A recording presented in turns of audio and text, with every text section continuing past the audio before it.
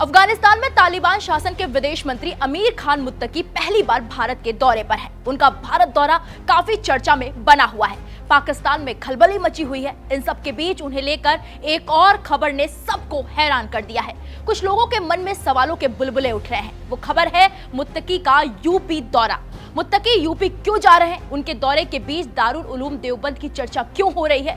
दारुल उलूम देवबंद पर मुत्तकी ने क्या बयान दिया है जिसने देवबंद पर नई चर्चा शुरू कर दी है? आइए इस रिपोर्ट में बताते हैं। दरअसल तालिबान सरकार के विदेश मंत्री सीएम योगी के गढ़ यानी कि उत्तर प्रदेश के दौरे पर हैं। वो सहारनपुर जिले के दारुल उलूम देवबंद में 5 घंटे रुकेंगे। मीडिया रिपोर्ट्स के मुताबिक दारुल उलूम में अफगानिस्तान के 20 छात्र पढ़ते हैं। मुत्तकी उनसे भी मुलाकात करेंगे। नमाज पढ़ने के अलावा वो यहाँ इस्लामिक नेताओं से भी मिलेंगे। जब मुत्तकी से देवबंद दौरे को लेकर सवाल पूछा गया तो उन्होंने मुस्कुराते हुए कहा कि देवबंद जब कोई जाता है तो क्या करता है। आगे उन्होंने क्या कुछ कहा आप भी सुनिए।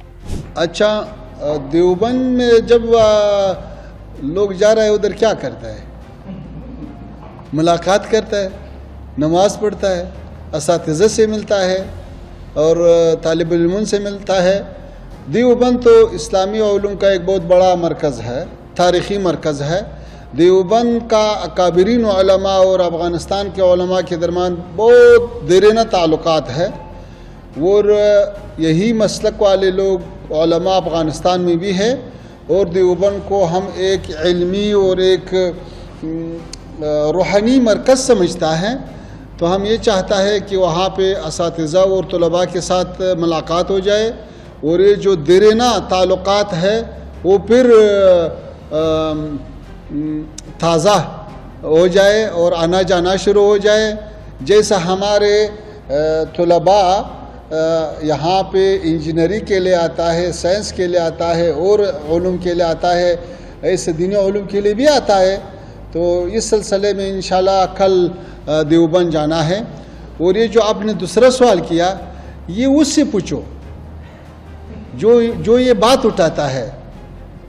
हम तो इसका कायल नहीं कि अफ़गानिस्तान से किसी को ख़तरा है या किसी को अफ़गानिस्तान से अमनीती मुश्किल है। जो लोग ये बात कर रहे हैं वो सबूत भी पेश करें। अब बात कर लेते हैं कि देवबंद और तालिबान का क्या कनेक्शन है। देवबंद का नाम सिर्फ एक मदरसे के लिए नहीं बल्कि एक विचारधारा के जन्मस्थान के रूप में भी जाना जाता है। 1866 में अंग्रेजों के शासन के दौरान स्थापित दारुल उलूम देवबंद का उद्देश्य था कि इस्लामी शिक्षा को बाहरी प्रभावों से सुरक्षित रखना और कुरान हदीस को उनके असली स्वरूप में पढ़ाना। यहीं से देवबंदी आंदोलन की शुरुआत हुई थी जो धीरे धीरे भारत से निकलकर पाकिस्तान, अफगानिस्तान और बांग्लादेश तक फैल गई। इस तरह देवबंद विश्व स्तरीय इस्लामी शिक्षा केंद्र के रूप में उभरा।